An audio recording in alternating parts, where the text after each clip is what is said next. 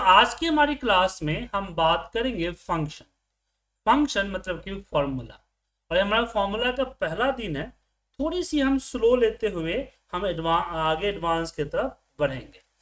सबसे पहले हमने आपको प्रीवियस क्लास में या फिर स्टार्टिंग क्लास में मैथमेटिकल कैलकुलेशन समझाया था। एक बार उसको दोबारा हम रिपीट कर देते हैं। देखिए क्या होता है कि हम किसी भी तरह की कैलकुलेशन को दो तरीके से करते हैं।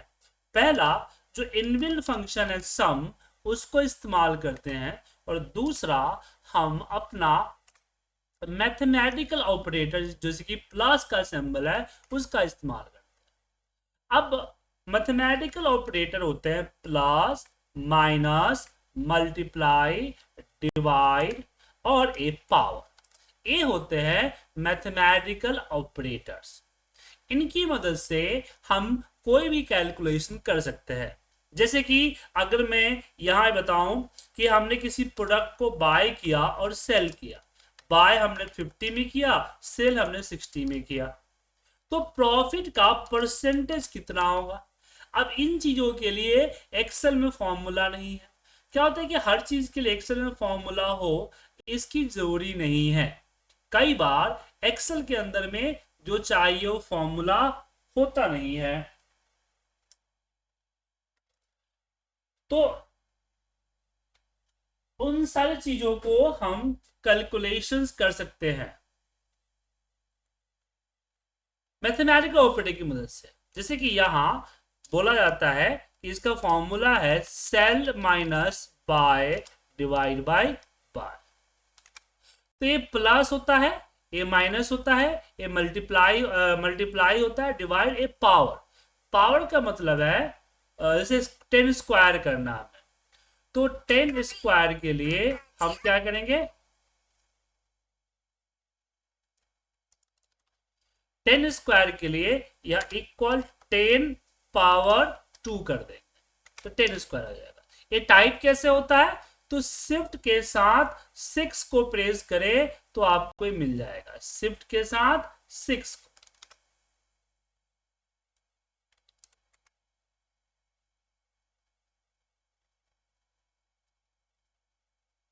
ठीक है।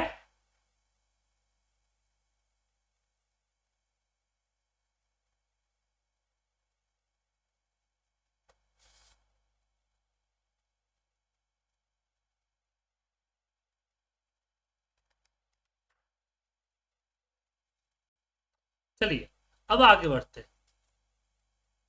अब अगला एग्जांपल आता है हमारा फॉर्मूला मर्जिंग। फॉर्मूला मर्जिंग, अब फॉर्मूला मर्जिंग क्या होता है।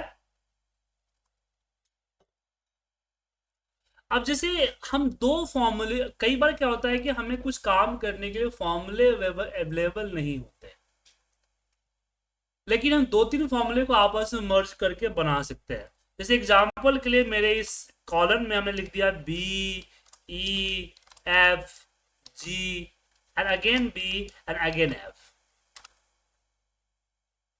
अब मुझे ये पता करना है कि इसमें बी कितना बार रिपीट है। अब काउंट, काउंट इफ, काउंट ए जैसे फंक्शंस तो हैं, बट ए फंक्शंस का काम होता है कि एक कॉलम के अंदर एक सेल में एक वैल्यू कितना बार रिपीट है। बट एक सेल के अंदर कोई करेक्टर कितना बार रिपीट है इसका कोई फॉर्मूला नहीं, इसका कोई फॉर्मूला नहीं है।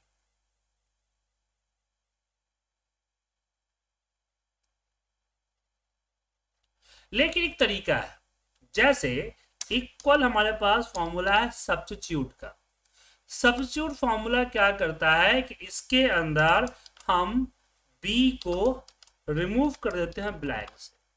मतलब हम लेन का फॉर्मूला लगाया और बोला कि जब b था तो कितना कैरेक्टर था, और वापस हमने लेन का फॉर्मूला लगाया, बोला जब b हमने रिमूव कर दिया तो कितना कैरेक्टर हुआ, तो टोटल b कितने हुए। तो सिंपली 11 माइनस 9 मतलब कि 2 हुए। अब ये चीजें तो हमने कर ली, लेकिन हमें इसको करना था एक सेल के अंदर। तो आप अलग अलग सेल में इस तरह से फॉर्मूला लगा लें और लगाने के बाद उनको मर्ज करें। जैसे कि हमने यहाँ इक्वल के बाद के सारे फॉर्मूले को कॉपी कर दिया और यहाँ जहां B2 है वहां पेस्ट कर दिया।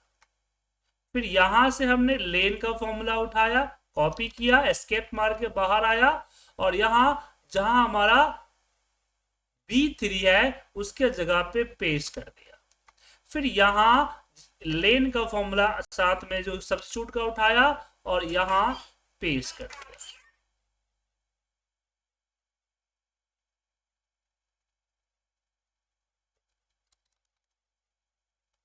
ठीक है, अब इन सबको डिलीट करने से कोई फर्क नहीं पड़ेगा एंड इसको कट करके जहां रखना है वहां रख देते हैं।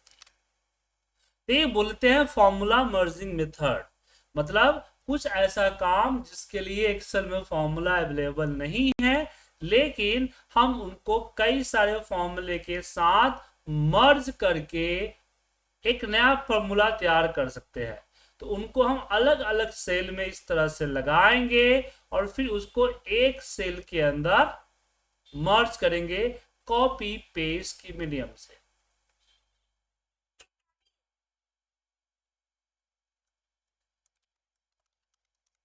ठीक है,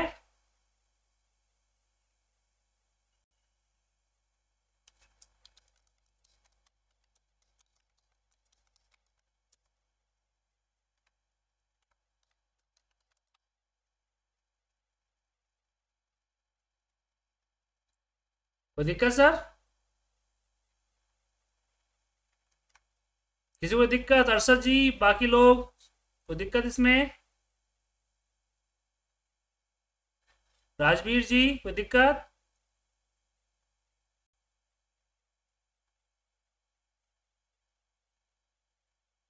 चलिए, अब बात करते हैं तीसरा स्टेप जो कि है लॉजिकल ऑपरेटर। जैसे मैथमेटिकल ऑपरेटर होते हैं ऐसे यहां लॉजिकल ऑपरेटर्स भी होते हैं। लॉजिकल ऑपरेटर मतलब जैसे मुझे चेक करना है कि कितने हैं ग्रेटर देन 50। हमें ये चेक करना है कि कितने हैं ग्रेटर देन 50। तो कैसे चेक करेंगे? तो यहां हम इक्वल प्रेस करेंगे, इसको सिलेक्ट करेंगे, ग्रेटर देन 50 लगा के एंटर मारेंगे, रिजल्ट ट्रू एंड फॉल्स में आएगा। अब जो लोग थोड़ा बहुत एक्सेल का फॉर्मूला जानते हैं वो बोलेंगे सर इसके लिए तो हम इफ का फॉर्मूला लगाते हैं। देखिए, इफ का फॉर्मूला इस बात के लिए नहीं लगता है कि हमें चेक करना है कि ये फलाना है या नहीं है। इफ का फॉर्मूला ये होता है कि जो चेक करने के बाद जो रिजल्ट ट्रू एंड फॉल्स आता है उस ट्रू को अलग रिजल्ट में और फॉल्स को अलग रिजल्ट में कन्वर्ट करने के लिए इस्तेमाल किया जाता है। जैसे हमने यहां बोला कि B2 यहां अगर ट्रू है तो ओके आएगा, अगर B2 फॉल्स है तो यहां पे पेंडिंग आएगा। ठीक है, लेकिन हम लोग यहां इफ का फॉर्मूला डायरेक्ट यहां देते हैं ग्रेटर देन 50 और यहां पे ओके और यहां पे पेंडिंग,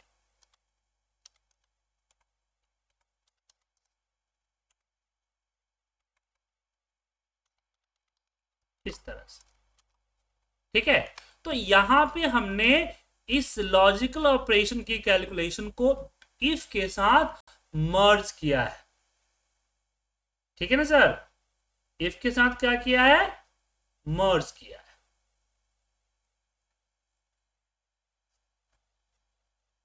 ये इंडिविजुअल है तो कितने होते हैं ऑपरेटर्स? तो equal, greater than, less than, greater than equal to, less than equal to and not equal to.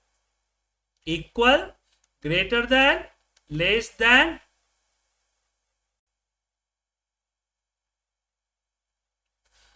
greater than equal to, less than equal to and not equal to। ठीक है, ए operators है, और इन operators को हम directly use कर सकते हैं यहां भी, कंडीशनल फॉर्मेटिंग में, डेटा वैलिडेशन में, और भी बहुत सारी जगहों पे यूज कर सकते हैं।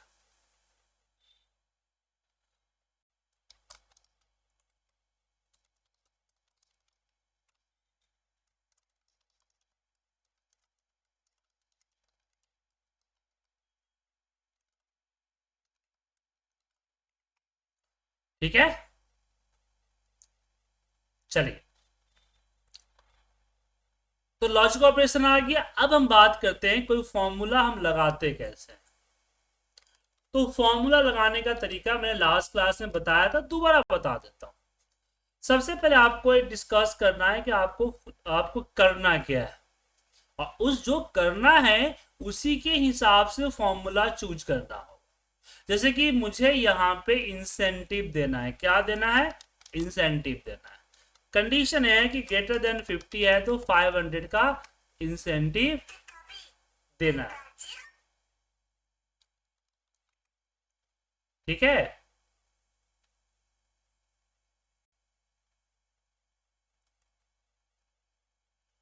अब इसमें क्वेश्चन आता है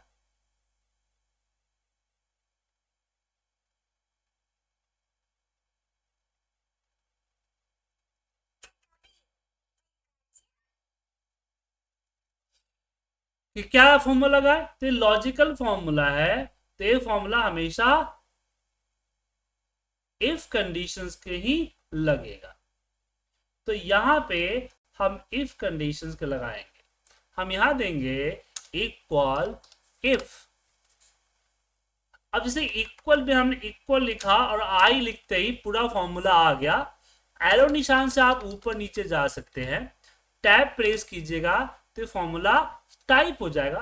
अदरवाइज आप मैनुअली इफ टाइप करके ब्रैकेट ओपन कर सकते हैं। ऐसा नहीं कि टैब ही होना, वो पावर बीआई में होता है कि टैब प्रेस करना।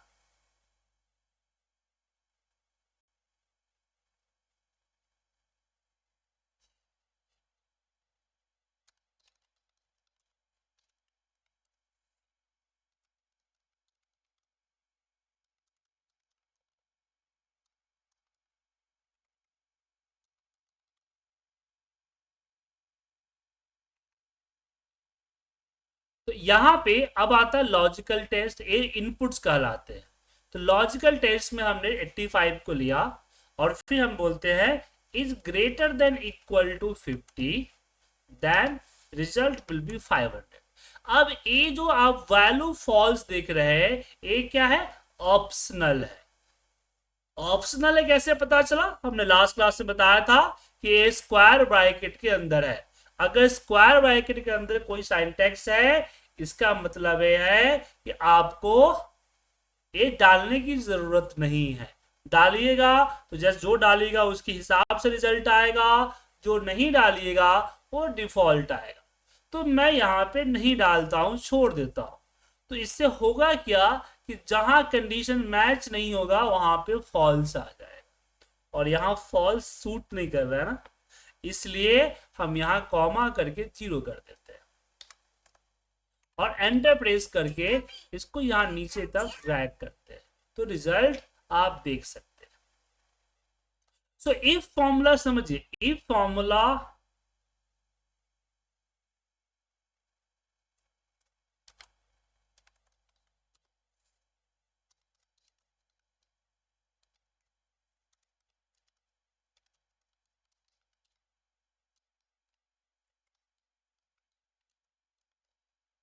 क्या है, चलिए इसके बारे में जानते हैं।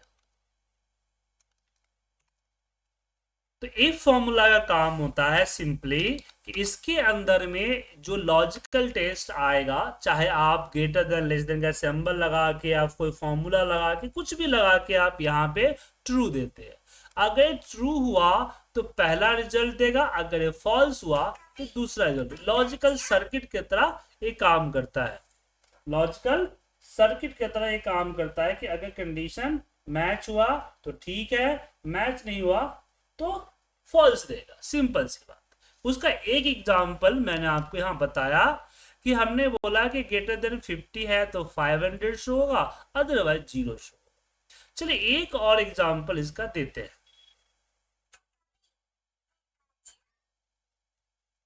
जैसे कि एग्जाम्पल में ये मेरे पास मार्क्स है और इसी नंबर को ले लेता हूं। अगर मैंने 40 से ऊपर किए हैं तो रिजल्ट पास होगा, अदरवाइज फेल होगा।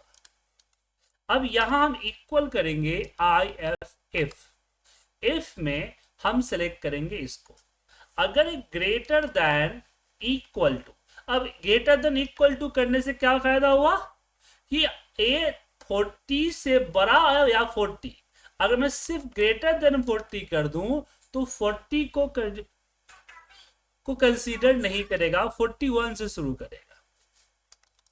ठीक है, 41 को कंसीडर नहीं करेगा, 41 से करेगा, 40 को कंसीडर नहीं करेगा। ग्रेटर देन इक्वल टू किया तो 40 को भी कंसीडर करेगा। अब आप अपने आपकी जो कंडीशंस उसके अकॉर्डिंग डिसाइड कर सकते हैं क्या करना है। देन यहां हम देंगे रिजल्ट पास कॉमा फेल। तो अगर यहां लॉजिकल टेस्ट चला, अगर रिजल्ट आया यहां ट्रू, जैसे कि आता है लॉजिकल टेस्ट में सीट 3 बताया मैंने आपको, अगर ये ट्रू आया तो रिजल्ट आएगा पास, अगर फॉल्स आया तो रिजल्ट आएगा फेल। सिंपल। अब इसको हमने इन्वर्टेड कॉमा में क्यों डाला?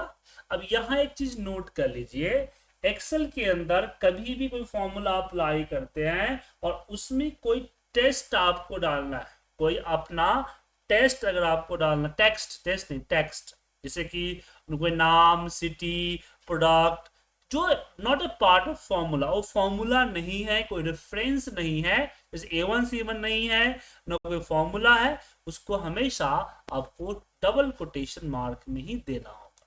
ये आप एक परम सत्य है, इस नियम को गांठ मार लीजिए। ठीक है, अब एंटर प्रेस करेंगे, उसके हिसाब से रिजल्ट आएगा। चलिए एक थोड़ा सा कॉम्प्लिकेट करते हैं इसको। जैसे कि मैं एक डेटा एंट्री करने जा रहा हूं, उसमें सीरियल नंबर, नेम, सिटी, बाकी अमाउंट इस तरह से लिखना है।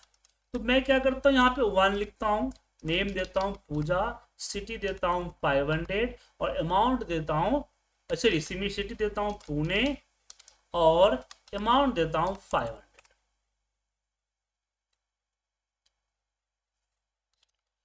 अब मुझे नीचे 2 डालना है मैनुअल, इस तरह से। तो मैं चाहता हूं मैं मैनुअल ना डालूं, मैनुअल ना डालूं,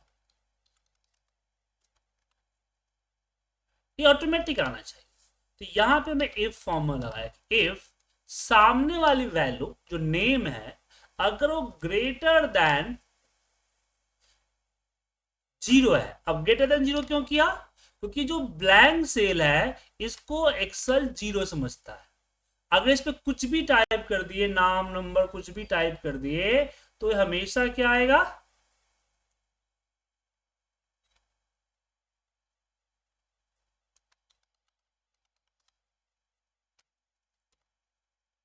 तो greater than blank, greater than 0 है, मतलब कि हमेशा ये 0 0 रहता है। अगर कुछ टाइप कर दिया तो कुछ ना कुछ उसका वैल्यू आता है।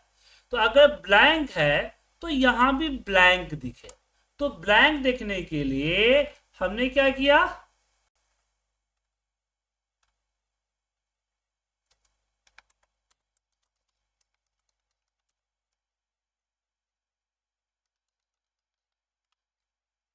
हमने यहां पे इन्वर्टेड कॉमा ओपन किया और इन्वर्टेड कॉमा क्लोज कर दिया, सिंपल।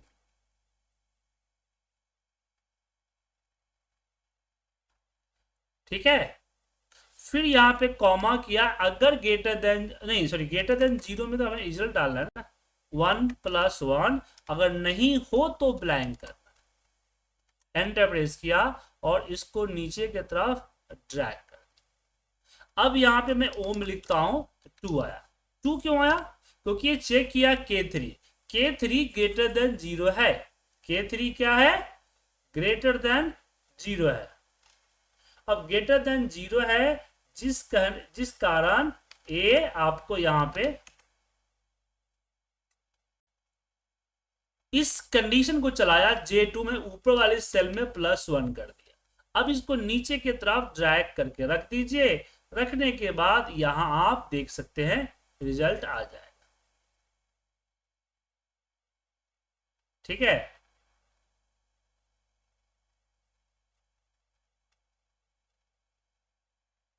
समझ गए?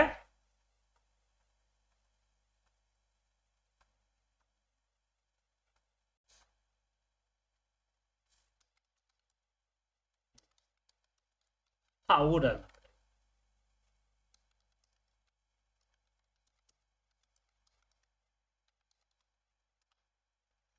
समझ गए? अब इसमें एक छोटा सा प्रॉब्लम है, यहाँ पे लिखता हूं मैं। अगर मान लीजिए उदय दिया, उदय आएगा।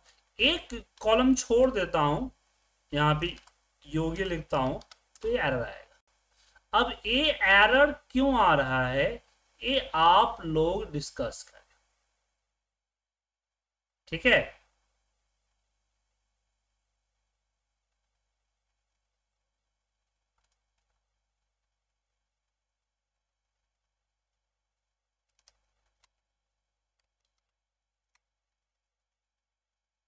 समझ गए?